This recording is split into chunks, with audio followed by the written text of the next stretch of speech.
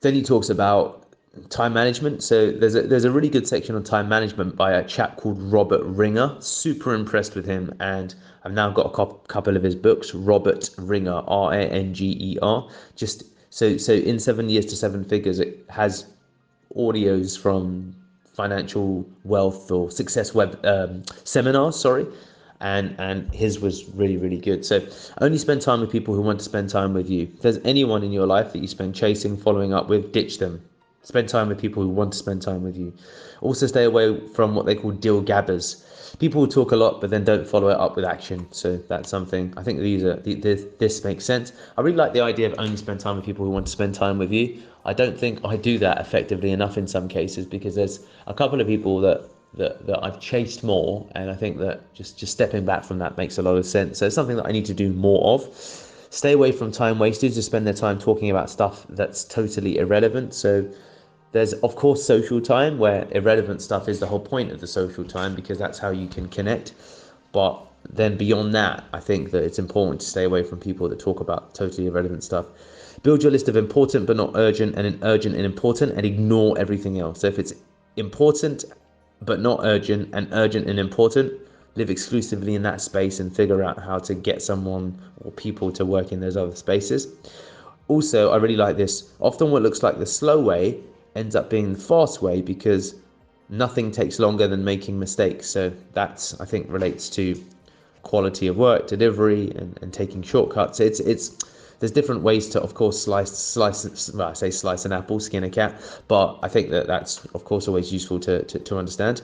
The other thing he talks about, and he goes on, it's quite interesting because this was written in early 2000s. He talks a lot about fundamentally computer productivity if you're a knowledge worker. So he talks about macros in Word documents and how he sets up things with little shortcuts. So I think the key here, and Robert Ringer talks about this, multimillionaire, if you can learn MacBook and PC productivity, if you work on either of those devices, a lot like ChatGPT, people learn ChatGPT productivity, but they don't learn their own actual computer productivity. If you can learn, and you don't know what you don't know also, but if you can really learn how to optimize your machine and set up macros and set up automation and this and that, you can supercharge everything you do and gain hundreds of hours a year. So I think that that's really powerful, and it's something that I enjoy, but I've stopped doing. So I'd really like to get back into what are the latest tools that I could buy, what are the latest tricks within Google Docs, what are the latest tricks within Google Sheets. So that's something that's, I think, is quite important. Dynamically update your to-do list and done list each day. So what did you to do and what got done? So carrying something with you and updating it, I think, is quite good, because it shows you, and it's really good for the plans and wins type of thing. I forget even by the end of the day what got done. Did I do anything? And actually you do get a lot done, and I think having a to-do and a done list is really good. And then develop a list of what you call Deepak tasks based upon what's closest to the money. So what is the money? For us, it would be inquiries. What is the task that's closest to the money? Inquiries and calls. That's generating more inquiries, generating more sales calls, and sending out more invoices. So that would be an example of stuff that's closest to the money. And also take action, and motivation will follow. Think of action as key to the brain's ignition. So you don't wait for motivation, take action. And when you do take action, motivation can come, and people often do it the other way around.